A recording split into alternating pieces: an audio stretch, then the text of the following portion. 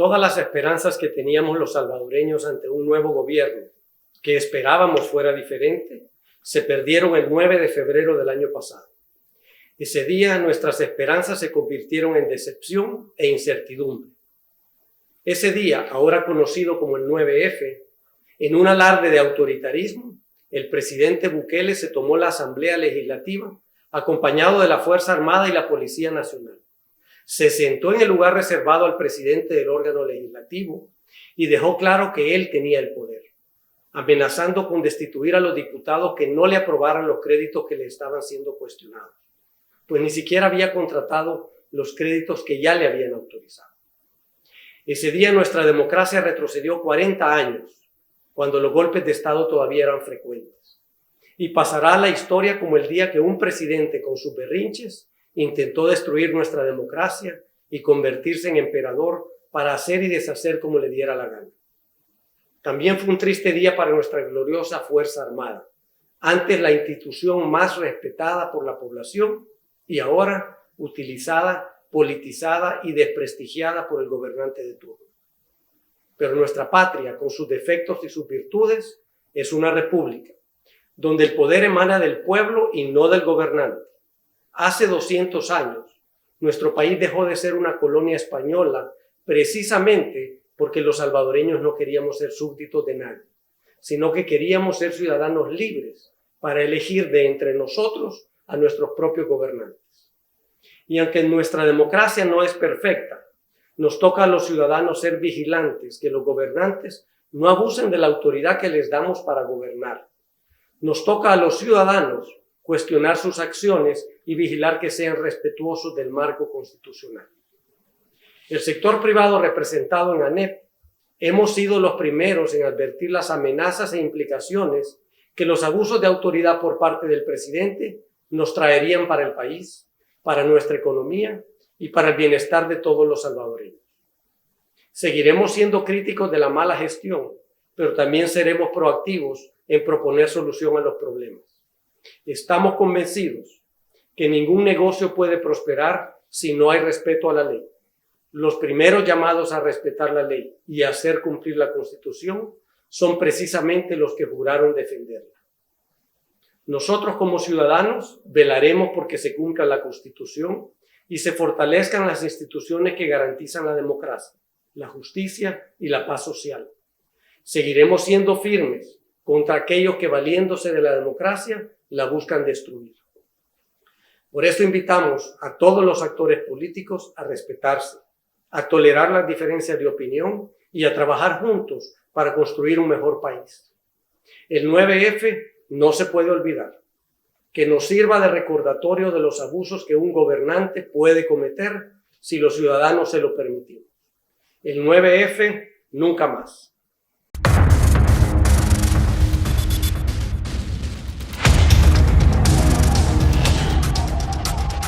La tarde del domingo 9 de febrero de 2020, un contingente de decenas de soldados armados con fusiles irrumpió en el Palacio Legislativo de El Salvador, bajo las órdenes del presidente del país, Nayib Bukele. Días antes, el mandatario, a través de su Consejo de Ministros, condicionó a los diputados del Congreso a estar presentes, bajo una amenaza de insurrección si no cumplían. Los alrededores del recinto legislativo fueron militarizados desde el sábado, pero fue hasta un par de horas antes que el presidente Bukele llegara al lugar que las fuerzas de la policía y el ejército vulneraron la seguridad del Palacio Legislativo y tomaron control total del edificio. Reinaldo Cardosa, diputado del PCN y parte de la Junta Directiva de la Asamblea Legislativa, tiene bajo su cargo el control de las fuerzas de seguridad del recinto legislativo y confirma que a su llegada, 13 minutos antes de las 2 de la tarde del domingo, agentes de la Policía Nacional Civil ya tenían control de la seguridad del lugar, bajo las órdenes de Mauricio Arriaza Chicas, director de la policía. El director se tomó las puertas, el director entró. Él entró a la fuerza, fue el primero. Yo llegué a la 1:47 de la tarde a lo que es las instalaciones de la Asamblea Legislativa y a esa hora que yo llegué, ya el director de la policía ya estaba adentro. Cardosa escuchó una llamada entre el director de la policía y el ministro de Seguridad Pública, Rogelio Rivas, en donde le ordenaba se abrieran los portones de ingreso a la Asamblea y la puerta principal del Salón Azul, en donde sesionan los diputados. Ahí estaba él y me dice, mire diputado, con la pena y las disculpas, me dice, pero lo tuvimos que tomar la asamblea, me dice, la seguridad de nosotros, me dice, tiene el control de la asamblea, me dice. El ministro le ordenó a él que abriera los portones de la asamblea. Fue el diputado Guillermo Gallegos, del partido Gana, que también se encontraba en el lugar, que autorizó que se abrieran las puertas principales del Salón Azul. Y el diputado Gallegos dijo, bueno, voy a hacer cargo yo, dijo, de esto, y él autorizó el ingreso a que abrieran. Acuérdense que él es vicepresidente de la Asamblea. Sí. Está en un rango más alto que mi persona, yo soy el primer secretario de la Asamblea. La persona que tenía en su poder la llave de las puertas principales del Salón Azul se encontraba fuera de San Salvador, y las autoridades de seguridad amenazaban con abrir por la fuerza el recinto.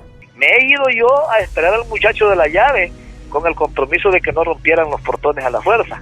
El diputado Cardosa asegura que cuando los agentes de la policía entraron al recinto del Palacio Legislativo, lo hicieron de forma violenta y hubo roces con la seguridad de la Asamblea. Por ello, él ordenó que no se entrara en conflicto, siempre y cuando el director de la policía se comprometiera a que los elementos de la PNC o el ejército no ingresarían al Salón Azul. Por favor, no vaya a meter militares, ni soldados, ni policías adentro del recinto legislativo. Se lo dije una, otra y otra vez, y tengo testigos de eso. Sin embargo, las autoridades de seguridad pública incumplieron con ese acuerdo y violentaron no solo la seguridad del Palacio Legislativo, sino hasta los muros y vallas perimetrales que rodean el edificio. Los militares se saltaron por encima de la barda. Eso hay video, hay constancia de eso, hay testigos de eso, que los militares se saltaron. Ni siquiera por el portón pasaron, no, que se saltaron la barda para entrar al Salón Azul, para entrar al recinto de la Asamblea. El diputado Cardosa confirma que el ministro de Defensa, René Francis Merino, jamás se comunicó con alguna de las autoridades de la Asamblea Legislativa para solicitar el ingreso de soldados armados al recinto y que el funcionario llegó minutos antes que el presidente Bukele arribara a la zona, exigiendo que se abrieran los portones del Palacio Legislativo. Él llegó tarde. Él llegó ya como a las 3 y algo, que ya el presidente iba a llegar, sí. Y llegó desesperado, como desesperado, que abrieran el portón y diciéndole al director, vaya a abrir el portón, le decía, vaya a abrir el portón, le decía. Sí. Ya el hombre dice que abran el portón, le decía, que abran el portón del Salón Azul. Sí. Minutos pasaban de las 4 de la tarde, cuando el presidente Bukele llegó a la fachada del recinto legislativo y se dirigió a los salvadoreños que él mismo había convocado para presionar a los diputados por la aprobación de un préstamo por $109 millones para su plan de seguridad pública. Mientras él hablaba frente a la concentración, decenas de soldados equipados con armas de guerra ingresaban sin dificultad alguna al Salón Azul del Palacio Legislativo salvadoreño, con únicamente 22 diputados en su interior. Los militares rodearon los pasillos del recinto. Escoltado por los soldados, el presidente Bukele irrumpió en el Salón Azul para sentarse en el lugar que ocupa el presidente de la Asamblea Legislativa. Todo fue grabado por decenas de cámaras de la prensa, además de las cámaras de seguridad de todo el recinto, que registraron los movimientos de las Fuerzas Armadas y de la policía. Todos los videos están resguardados en el recinto, no hemos tenido nada de eso y lo vamos a no ser de que la fiscalía venga y lo requise, va. Yo soy el encargado de la seguridad y de la Asamblea Legislativa. Un poco más de 24 horas después, la Sala de lo Constitucional de la Corte Suprema de Justicia de El Salvador ordenó a Bukele no volver a usar a las Fuerzas Armadas salvadoreñas para fines fuera de sus funciones constitucionales.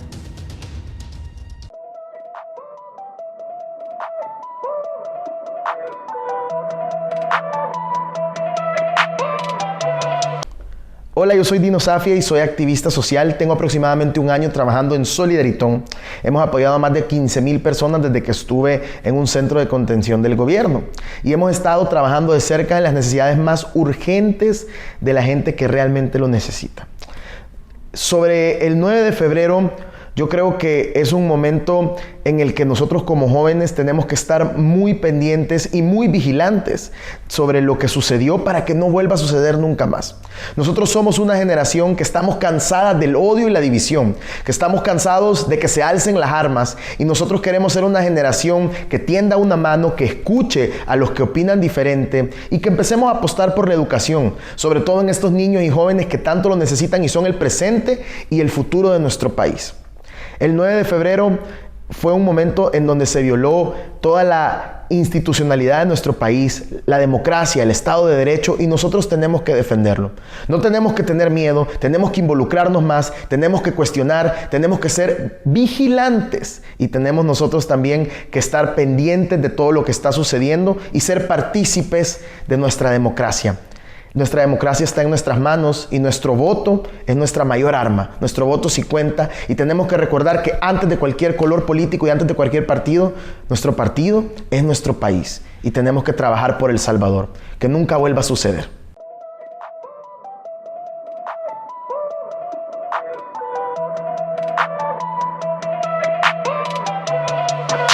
Creo que el 9 de febrero de 2020 vimos un primer ejercicio de gran magnitud de autoritarismo del actual Ejecutivo, de ruptura del orden constitucional, en el que se mostró una clara incomodidad con los controles entre órganos que se estaban ejerciendo ya, unas interpelaciones por parte de la Asamblea Legislativa y una comisión especial para investigar un tema muy concreto. Fue el punto de partida también para una serie de actos autoritarios que se realizaron durante todo el año 2020 en el manejo de la pandemia, el manejo de los fondos públicos, la deuda pública y el cumplimiento, más bien el incumplimiento de fallos judiciales de la máxima instancia judicial del país, que es la Sala de lo Constitucional. Es decir, el 9F marcó claramente la vena autoritaria por parte del presidente de la República, el incumplimiento de la subordinación a la legalidad y a la institucionalidad por parte de la Fuerza Armada, o por lo menos de la máxima cúpula de la Fuerza Armada y de la Policía Nacional Civil, con unas consecuencias que las estamos viendo hasta hoy. La respuesta para esto no puede ser más que institucionalidad, democracia, respeto a la independencia de poderes, a los fallos de los tribunales, un control más intenso por parte de la opinión pública, medios de comunicación, sociedad civil en general, y un apoyo que cada vez se va viendo más claro que el país va a requerir de parte de nuestros amigos, los países amigos, para vigilar que nuestra democracia no termine de mala manera en este proceso, como digo, que arrancó de forma más clara el 9 de febrero.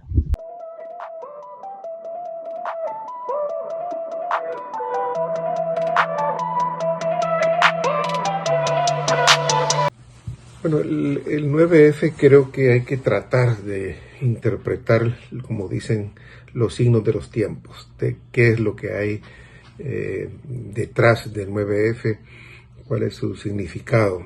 En primer lugar, sin duda, reveló lo que en esencia es el proyecto del presidente Bukele, de su gobierno. Que no es un proyecto político, es simple y llanamente un proyecto de poder, de concentración de poder. Un proyecto político pues tiene ideales, tiene propuestas, digamos, de cómo enfrentar los distintos problemas socioeconómicos del país, ¿no? Y un proyecto de poder, lisa y llanamente es tratar de concentrar el poder.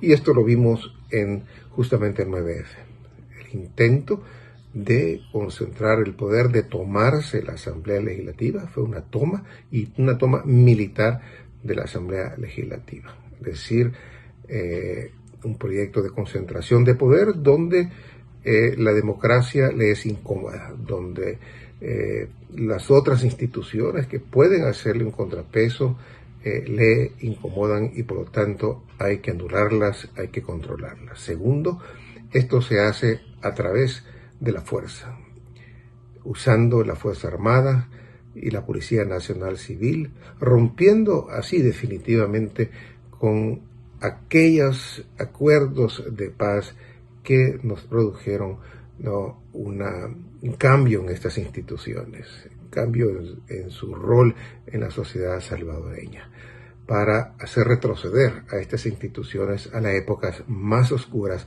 de las dictaduras militares. Y en tercer lugar, vimos cómo las palabras, no solo al haber revelado el uso de la Fuerza Armada y la Policía Nacional, es decir, el uso de las armas como un principal instrumento de sostenimiento de su proyecto de poder, vimos también la agresividad, las palabras violentas, que voy a apretar el botón y ya verán quién manda aquí. Ese es justamente el tono, ¿no? Que ha venido utilizando el presidente.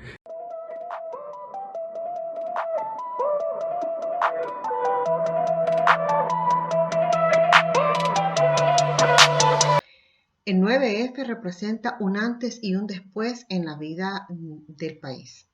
En los hechos del 9F se expresó tanto la resistencia del Ejecutivo sobre las decisiones del Legislativo como los rasgos autoritarios que han sido a partir de esa fecha cada vez más evidentes.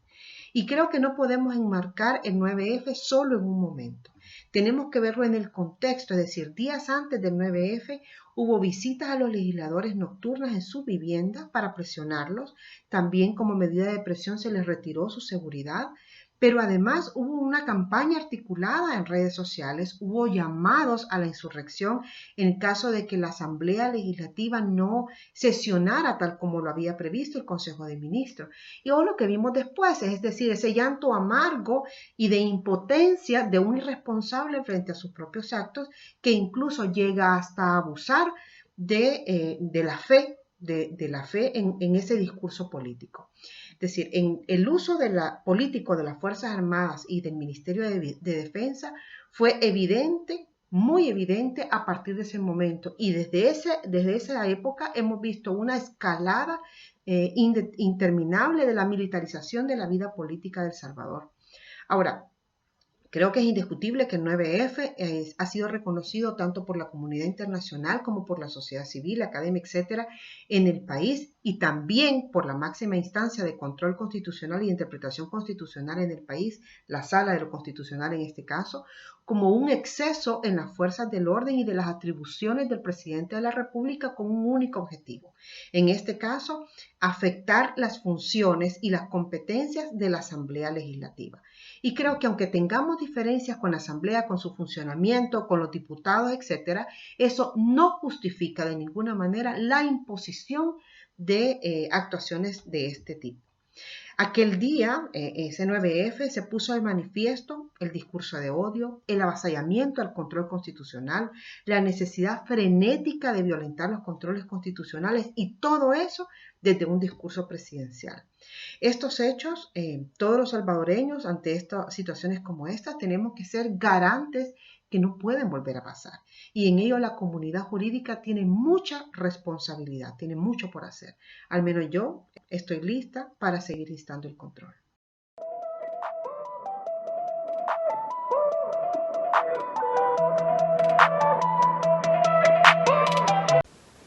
A un año del 9F vale la pena subrayar que las convicciones y credenciales democráticas del gobierno siguen desapareciendo.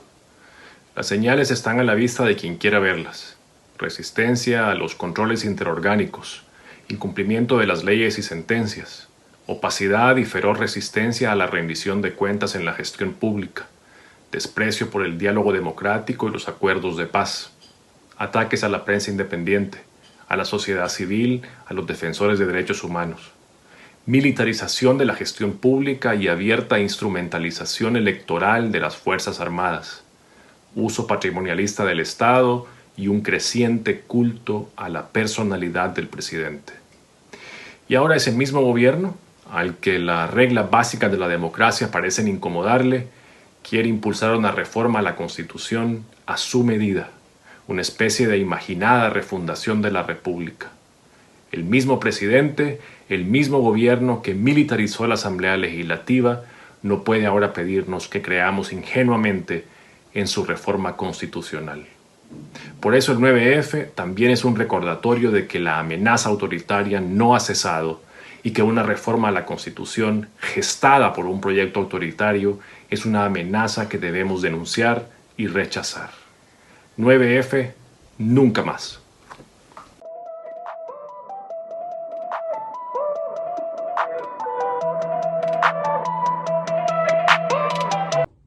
Una de las más graves amenazas al orden democrático en toda América Latina se dio el año pasado, precisamente el 9 de febrero, cuando Nayib Bukele, el actual mandatario de El Salvador, decidió invadir la Asamblea Legislativa, acompañado de militares con armas largas. Un hecho insólito, sin precedentes en la historia reciente de la región.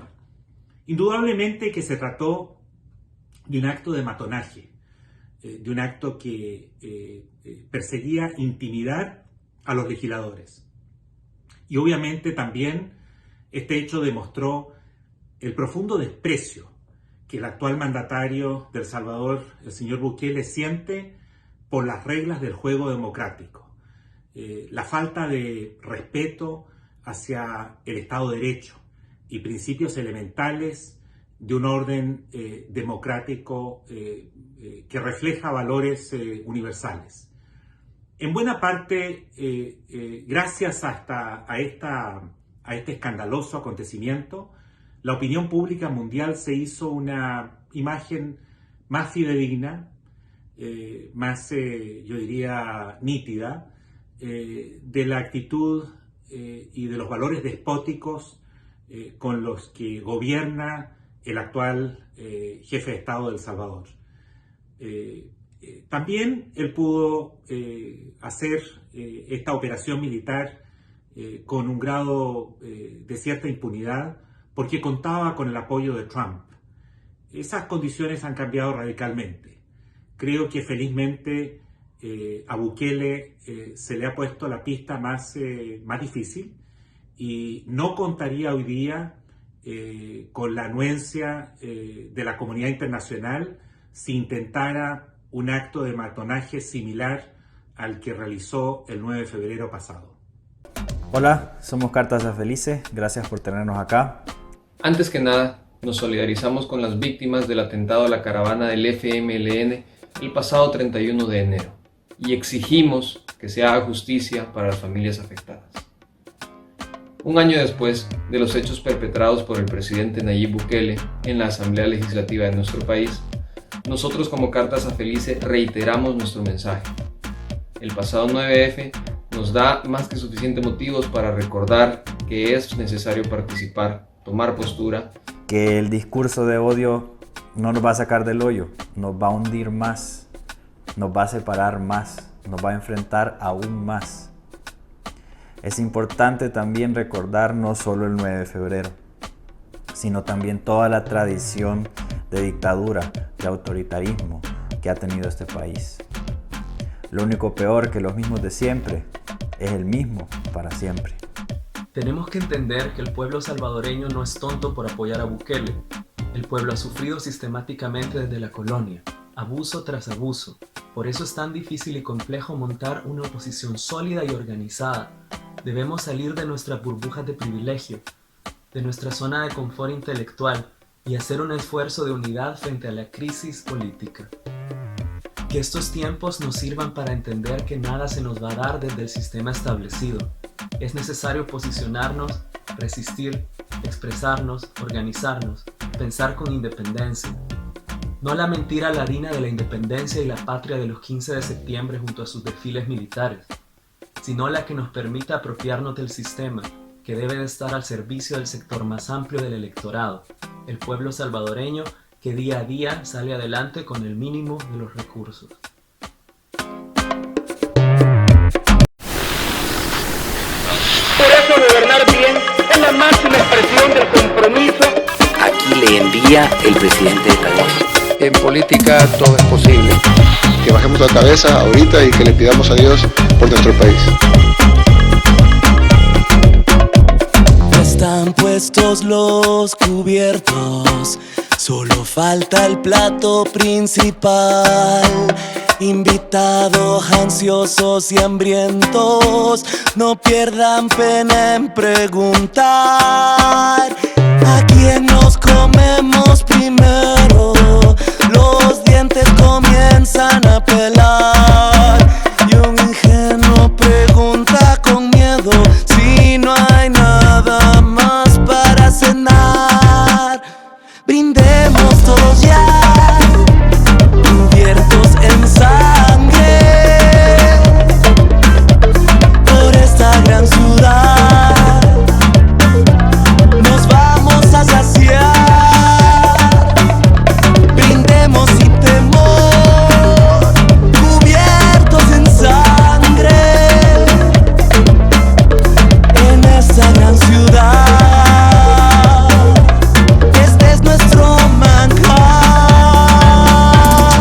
You're very well with our people and have great respect for you. Build that wall. Build that wall. Silencio. We want to make it perfecto. Loco. Loco. Loco. But that's okay. Hoy no hay excusa que valga. A este diablo lo vamos a amarrar. Y alguien traiga la sal y la pimienta. Y no olviden de orar antes de empezar. Los logros y sueños primero, y las regadas para el final. De postre nos comemos sus miedos y las culpas para llevar.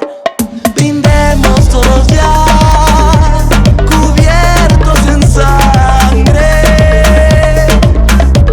por esa gran ciudad.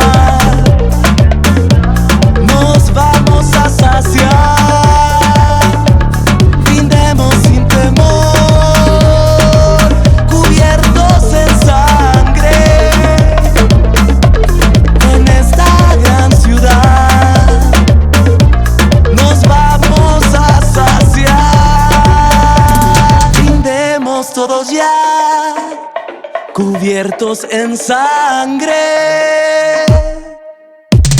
por esta gran ciudad. Nos vamos a saciar. Brindemos sin temor, cubiertos en sangre, en esta gran ciudad. Este es nuestro manjar.